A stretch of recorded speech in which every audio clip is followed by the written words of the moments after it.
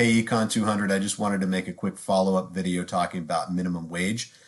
This is a graph from a study, a pretty nicely done study, I think, on the effects of minimum wage. There have been studies in the United States on minimum wage increases, and it can sometimes be difficult to suss out exactly what the effect was because when you raise the minimum wage, when the law changes like that, different things are going to happen, right? Employers are going to respond sometimes maybe by firing workers, but they might also respond by just cutting the amount of hours that they allow them to work or reducing some of their non-wage benefits to save on costs. And so it can be difficult to see like a significant change in the quantity of labor, a significant increase in unemployment.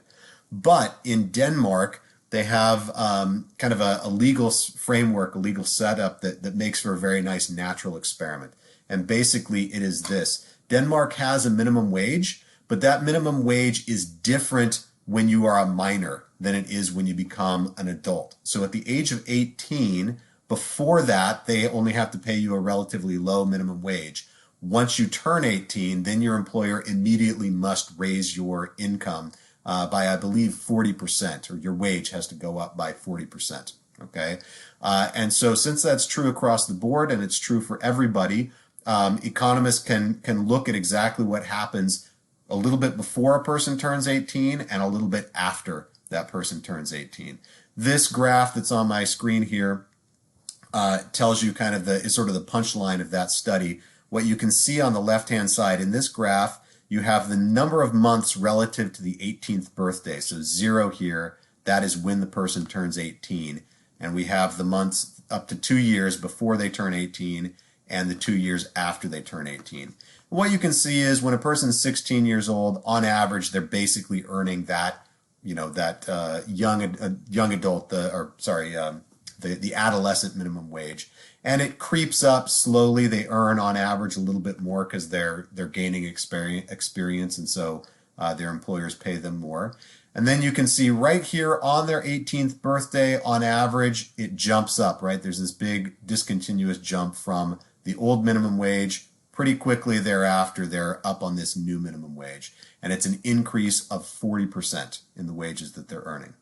Now over here we have the employment rate, right? What percent of these people are working at a given age? And what you can see is, again, relative to their 18th birthday, go back to 2 years to when they're 16 years old, about maybe 37% or so of 16-year-olds are employed in Denmark. And as the months tick by, more and more of these folks in this cohort are employed, getting jobs. But on their 18th birthday, right as the new minimum wage kicks in for them, notice that there's this big discontinuous drop in their employment rate, and it drops by 33% roughly. Okay. Notice also that when it drops, it does start picking back up again. Okay. They get older. They look for new jobs. They get more experienced, and some of them are able to get back into the workforce. But notice that 2 years after their minimum wage increases, you have an employment rate that's basically the same as what it was just a couple months before their minimum wage increased. So it takes them a significant amount of time to catch up on that lost ground there. Okay, so that's a nice example of a study that was done showing that unemployment effect that happens as a result of a minimum wage.